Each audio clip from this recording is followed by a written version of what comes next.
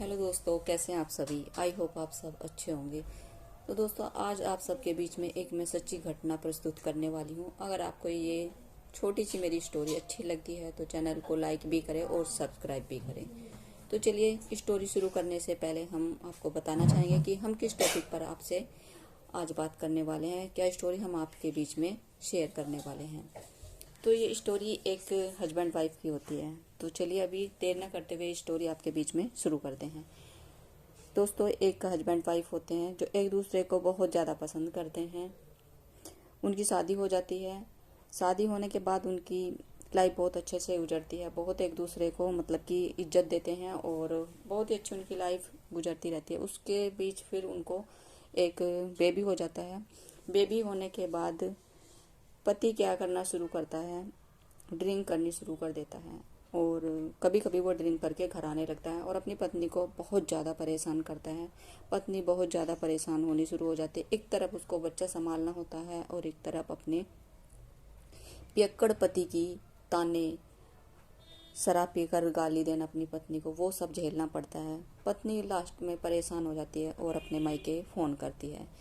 अपने मायके फ़ोन करके बताती है कि मेरे पति ने शराब पीनी शुरू कर दी है और वो शराब पी के मुझे बहुत परेशान करते हैं। तभी मायके वाले समझाते हैं कि तुम उसको समझाओ, अगर समझता है तो ठीक है, नहीं समझता तो हम उसके खिलाफ कुछ एक्शन लेंगे। लड़की लेकिन परेशान हो जाती है। वो सोचते हैं मैं क्या करूँ क्या ना करूँ। उसके बावजूद वो परेशान होती है और लड़का जो है कि बिल्कुल भी नहीं मानता। दिन प्रतिदिन शराब बहुत ज़्यादा पीनी शुरू कर देता है। घर पे लेट सेट आना, आने के बाद अपनी वाइफ को परेशान करना, गाली देना, गाली गलौज करना, यहाँ तक कि हाथ उठाना भी शुरू कर दिया था अपनी पत्नी पर। लड़की बहुत ज़्यादा परेशान, क्योंकि वो उससे बहुत ज़्यादा डरती थी और अपने पति के सामने बोलती नहीं थी, क्योंकि शादी को कुछ ही साल हुए थे। और ये सभी को पता होगा कि जब शादी होते कुछ साल तक लड़कियां बिल्कुल नहीं बोलती। जब उनकी कुछ एज हो जाती है 35 तक, तब जाकर वो थोड़ा बहुत बोलना शुरू करती हैं। तो बेचारी क्या करती, हमेशा वो डरती रहती है अपने पति से। और जिस दिन भी उसका पति शराब पी के आता, वो बहुत डरती हुई एकदम सहमी सहमी सी रहती कि आज फिर मेरा पति पी कर आया है, आज फिर मेरा पति मुझे गाली गलौज करेगा, फिर से आज मेरी मार पिटाई करेगा। बेचारी लड़की परेशान, अगर वो बोले तो परेशान, ना बोले तो परेशान।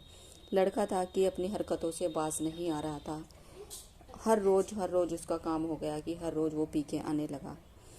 अब लड़की बहुत ज़्यादा परेशान हो चुकी थी। उसने सोचा कि बस अब मेरे पास एक ही रास्ता रहा है कि मैं इसकी कंप्लेंट करा दूं। अपने माँ बाप से सलाह लेती है, लड़के की कंप्लेंट करा देती है।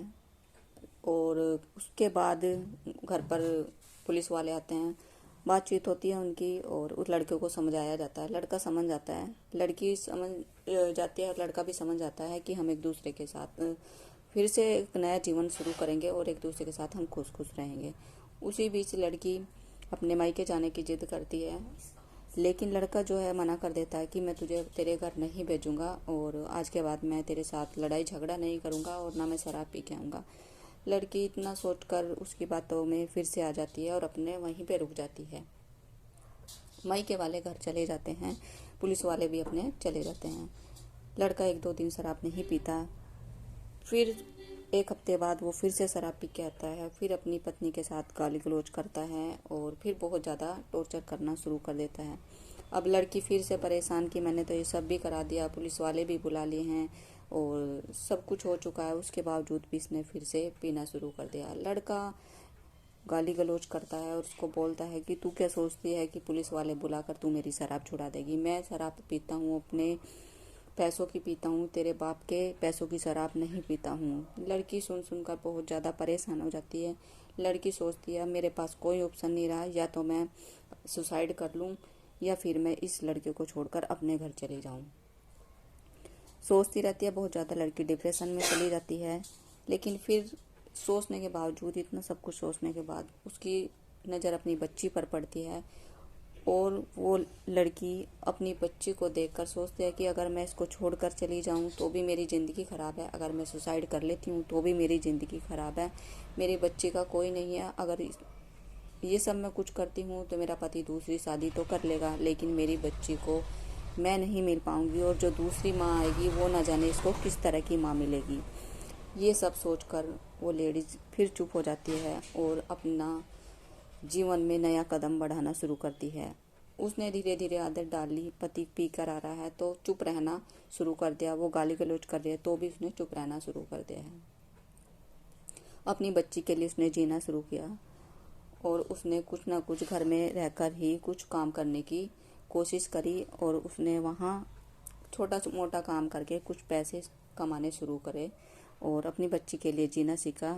और जब भी वो परेशान होती अपनी बच्ची की तरफ देख लेती और अपनी बच्ची को देखकर रोना शुरू कर देती, क्योंकि उसको बस अब जीना था तो किस लिए जीना था, अपनी बच्ची के लिए जीना था। उसका पति पी के आए या ना आए उसको कोई फर्क नहीं पड़ता था। अगर वो उसको मारता था तो वो रोकर बैठ जाती थी और कभी भी फिर अपने मायके में अपने पति के बारे में शिकायत नहीं लगाती थी, क्योंकि उसने ठान लिया था, सोच लिया था कि जीना है मरना है तो यहीं अपने पति के घर चाहिए, अच्छा हो या बुरा हो, जिंदगी तो मुझे यहीं काटनी है। मायके वाले भी मुझे उम्र भर नहीं रख सकते और अब तो जैसी भी ज़िंदगी है मुझे इसी के साथ काटनी है। तो दोस्तों, उस लेडीज़ ने बहुत हिम्मत जुटाई और उसके साथ रहना शुरू करा अपनी एक नए सिरे से, और छोटे मोटे काम करती रही और अपनी बच्ची को देखकर हमेशा अपना हौसला कायम रखा उसने और अपनी बच्ची के लिए जी। फिर उनको एक बच्चा और हो जाता है, 1 से 2 बच्चे हो जाते हैं उनको। धीरे धीरे धीरे धीरे उसने भगवान से प्रे शुरू करी कि किसी तरह मेरा पति शराब पीनी बंद कर दे। तो बीच बीच में उसके पति ने थोड़ी शराब पीनी बंद करी और उसने सोचा कि मेरा पति जिस संगत के साथ रहता है उस संगत से भगवान उसका पीछा छुड़ा दे तो शायद मेरे घर का कुछ हो सकता है। लेकिन भगवान ने इतनी कृपा की कि उस लेडीज़ की भगवान ने सुनी और उसके पति ने धीरे धीरे धीरे धीरे पीनी कम कर दी और घर का माहौल बदलता चला गया।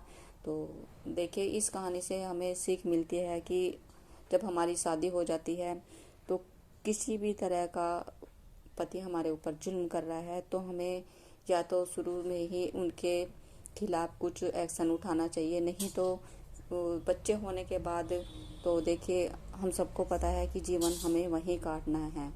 जीना मरना सब उन्हीं के साथ है, जैसी भी ज़िंदगी उन्हीं के साथ है। तो अगर आप इस तरह की ज़िंदगी नहीं जीना चाहते तो शादी के बाद ही आप देख सकते हैं आपके पति का व्यवहार कैसा है। अगर आपके पति का व्यवहार आपके प्रति सही नहीं है तो आप शुरू में ही उनसे अपना पीछा छुड़ा सकते हैं, नहीं तो आपको अपनी ज़िंदगी इसी तरह काटनी होगी जिस तरह इस लेडीज़ ने अपनी ज़िंदगी उसके साथ काटी। तो आपको इस कहानी से क्या सीख मिलती है तो कमेंट करके ज़रूर बताएं। आप उनके साथ अच्छे से अपना जीवन काट सकते हैं। कई बार क्या होता है, हम चाहते हुए भी उनकी बात मानने का मन नहीं करता, लेकिन हमें उनकी बात माननी पड़ती है। तो उनकी बातों को आप इग्नोर करें और अपने बच्चों के लिए आप जिएं, क्योंकि माँ के बिना बच्चों का कुछ नहीं है। और जो दूसरी माँ होती है वो अपने बच्चों को ही प्यार देती है, जो पहले बच्चे उनके होते हैं वो उनको वो प्यार नहीं दे पाती जो उनकी सगी माँ दे पाती है। तो अगर इस तरह की लेडीज हैं, दुखी हैं, परेशान हैं, तो अपने बच्चे के लिए जिए। कभी भी इस तरह का गलत कदम ना उठाएं कि वो किसी के शिकायत में आके अपने मायके चली जाए या फिर वो आत्महत्या कर ले। जियो और जीने दो और एक दूसरे से सबक सीखो। बस मेरा यही कहना है। आपको ये स्टोरी कैसी लगी, अच्छी लगी तो चैनल को लाइक एंड सब्सक्राइब करें। इस तरह की कहानी स्टोरी मैं आपके बीच में और लेके आती रहूँगी। भगवान उस लेडीज़ को खुश रखे। तब तक के लिए सभी बहनों को नमस्कार।